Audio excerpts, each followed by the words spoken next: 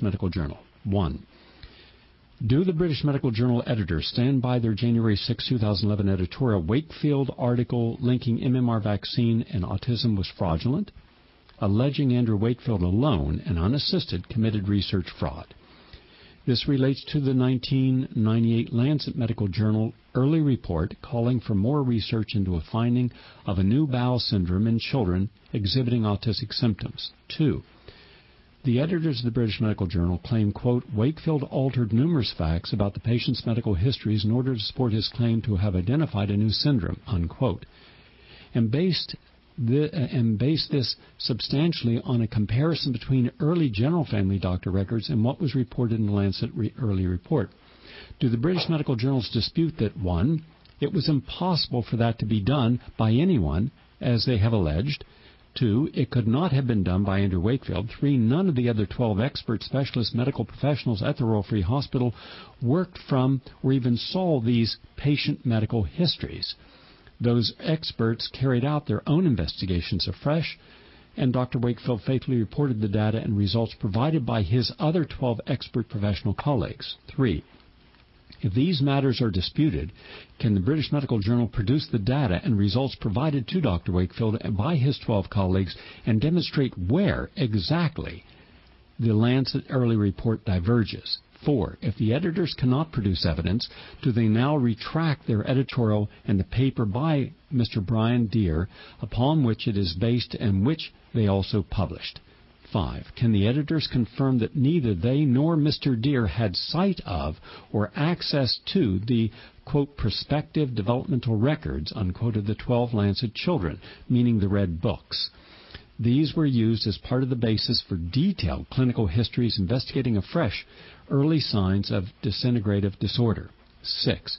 Do the editors agree that the family doctors would not have considered, quote, disintegrative disorder, nor looked for early signs? 7. If the editors still stand by their story, how do they account for the fact that those 12 specialists at medical expert professionals read and reviewed the Lancet paper before submission for publication, approved Wakefield's report of their work, and put all of their names in the paper?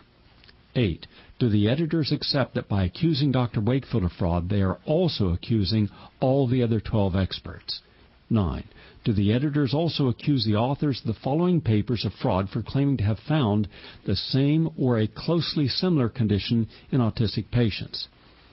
And then I go through here different peer-reviewed journals, the American Journal of Gastroenterology, and the volume, and the names of the authors, and the title of the article. For example, the IBD-like disease in a patient with regressive autism is shown for the first time by the wireless capsule enteroscopy, another piece of the jigsaw of the gut-brain syndrome. Or in another journal, Gastroenterology, Volume 128, Supplemental 2, and this is autistic enterocolitis, confirmation of a new inflammatory bowel disease in an Italian cohort of patients. Or a third, in the Gastroenterology 2006 supplemental report, beneficial behavioral effects of irritable bowel disorder therapy and gluten-casein-free diet in an Italian cohort of patients with autistic enterocolitis, followed over 1 year, and I go on to list others, all of which show very similar work as that of the original work done by Dr. Deere and colleagues.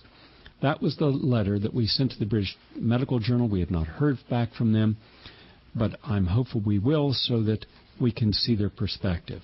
Any final comment from you, Dr. Wakefield?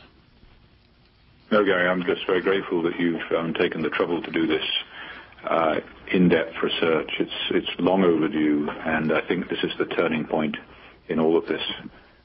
This very, very sorry episode. What's been forgotten in all of this, tragically, is the children who are suffering, and one of the fallouts from this fraud that's been perpetrated by Mr. Deere and the British Medical Journal in their failure to do due diligence is the fact that the children will not get appropriate investigation for their gastrointestinal problems, because people will be able to say, oh, well, it was all a scam, it was all a hoax, and therefore we don't need to take their gastrointestinal problems seriously, and that is a tragedy. I have one final quick answer from you, if you would, please. Anytime any physician or research study is occurring and you are having the parent, especially of children, have a book that they're using, in this case the Red Book, and it is in that Red Book that they're determining the success or failure of any therapeutic model, the degree to which the child is responding, and the events that a child is going through and the markers they are reaching or not reaching that normally would be expected in that developmental period. Is that not crucial to the entire argument that they had a special form of gastrointestinal disturbance with or without autistic symptoms? And isn't that crucial to the entire basis that what all 12 of you were doing and exploring was indeed legitimate, since you had finally found this connection? And without those parents' records, and without the court having those records, and Brian Deere never having read those records, and the American media and the European press and the British Medical Journal never seeing those records, how in the world, under any reasonable concept, could anyone make a decision that would be considered absolute and irrevocable that you had committing, or anyone else had committed any fraud? You're absolutely right, Gary. It is reckless. In the absence of the appropriate evidence, it is reckless to make that kind of allegation. It shows, it reflects upon the diligence that we applied to the investigation of these children at the Royal Free and the cavalier attitude of those who are seeking, desperately seeking, to prove that what we said was wrong. Well, that is where we're going in the next part of our investigation. I'm Gary Null. Thank you very much, Dr. Andrew Wakefield, for sharing your points of view. You were slandered on this show. You were attacked personally by Brian Deere. I gave you an opportunity to respond exactly to his verbatim, in-context statements. Let us now go over to my next panelist, Clifford Miller. This, by the way, is an extended version of our normal 1-hour program. We will go 2 hours and possibly 3. I will not get off the air today till this incomplete statement story is unveiled. And before we go to my guest, Clifford Miller, who is a solicitor, which is a lawyer practicing before the Supreme Court in England in civil proceedings and a specialist in vaccine, I think that it is important that we all hear the following. And why should we hear this? And why is this important? Because the most important aspect of any vaccine is that it is safe and effective. So if you start off dismissing all that has been done by the 12 independent investigators, all with impeccable backgrounds and credentials, never once having a problem in their entire careers, all at the top of the field in the world, board certified, published authors, and suddenly we are to believe that they're all guilty of fraud, that they somehow decided to make things up and alter patients, for what possible reason? Then I have to ask, well, what could be the motive on the other side? What if it were shown that vaccines were not safe, that we were not starting with a pure medium, an uncontaminated medium, one that was free of any altered DNA or foreign DNA? Then that would raise questions, serious questions. You mean you're starting with something that is contaminated?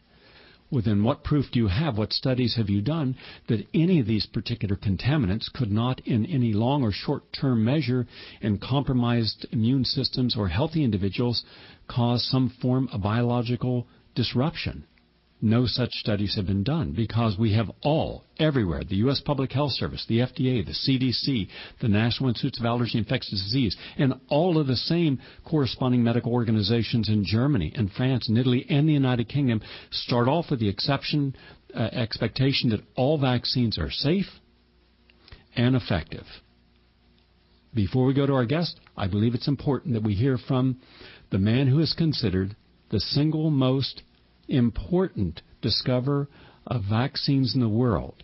His name is Dr. Maurice Hilleman. Dr. Hilleman discovered more vaccines than anyone else, including the pertussis vaccine and the hepatitis vaccines and many of the individual vaccines that are given. So there is no one who is considered more significant than Dr. Maurice Hilleman. By the way, some of the land-based stations will be going off this program in 60 seconds. You can continue listening over the progressiveradionetwork.com. If you forget Progressive Radio Network, go to GaryNull.com. So now, here we have Dr. Maurice Hilleman, and he is at the end of his life. He was considered the godfather of all vaccines. No human being in Europe and the United States has ever been given the attention, respect, focus of Dr. Hilleman. He oversaw all the major vaccines. It was under his purview that even the live virus Sabin vaccine was being produced. And here's something he said at the end of his life, his mea culpa, and this, ladies and gentlemen, you have not heard. And I think that vaccines have to be considered the bargain basement technology for the 20th century. 50 years ago, when Maurice Hilleman was a high school student in Miles City, Montana, he hoped he might qualify as a management trainee for the local J.C. Penney store. Instead, he went on to pioneer more breakthroughs in vaccine research and development than anyone in the history of American medicine. Among the discoveries he made at Merck are vaccines for mumps, rubella, and measles. Tell me how you found SV40 in the polio vaccine. Well, that was a Merck thing. Okay. Yeah, I came to Merck, and I was going to develop vaccines. And we had wild viruses in those days. You remember the wild monkey kidney viruses and so forth. And I finally, after 6 months, gave up. I said that you cannot develop vaccines with these damn monkeys. We're finished. And if I can't do something about it, I'm going to quit. I'm going to try it. So I went down to see Bill Mann at the zoo in Washington, D.C. And I told Bill Mann, I said, look, I got a problem. I don't know what the hell to do. Bill Mann is a real bright guy. I said, these lousy monkeys are picking it up while being stored in the airports in transit at these loading, offloading, loading. He said, it's very simple. He said, you go ahead, get your monkeys out of West Africa, get the African green, bring them into Madrid, unload them there. There are no other traffic through there for animals. Fly them into Philadelphia, pick them up. Or fly them into New York and pick them up. Right off the airplane. So I brought African greens in. I didn't know we were importing AIDS virus at the time. And it was usually introduced AIDS virus to the country. It was usually introduced AIDS virus to the country. It was usually introduced AIDS virus to the country. Became real story. Became real story. Became real story. Mert will do to develop vaccine. Mert will do to develop vaccine. Mert will do to develop vaccine. So what he did, he brought in, we brought in those monkeys. Now we had those. And this was the solution. Because those monkeys didn't have the wild viruses. But we had all of these... Why didn't the greens have the wild viruses since they came from Africa? Because they weren't, they weren't being infected in these group holding things with all the other 40 different viruses. But they had the ones they brought from the jungle, though. Yeah, they had those, but there were relatively few. What you do is you have a gang housing, you're going to have an epidemic transmission of infection in a confined space. Oh, is that the problem? So, anyway, the greens came in. Now we had these, and then we're taking our seed stocks to clean them up, and God, now I'm discovering new viruses. So I said, Judas Priest. Well, I got an invitation from the Sister Kenny Foundation, which was the opposing foundation, and that was the live virus. Oh, right. Yeah, they had jumped on Sabin's bandwagon. They had asked me to come down and give a talk at the Sister Kenny Foundation meeting. And I said, it was an international meeting. I was, God, what am I going to talk about? I know what I'm going to do. I'm going to talk about the detection of non-detectable viruses as a topic. There were those who didn't want a live virus vaccine. They concentrated. The National Foundation for Infantile Paralysis concentrated all its efforts on getting more and more people to use the killed virus vaccine. While they were supporting me for research on the live virus vaccine.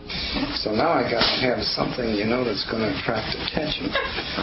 So I thought, gee, that damn SP40. I mean, that damn vaculating agent that we have. I'm going to just pick that particular one. That virus has got to be in vaccines, and it's got to be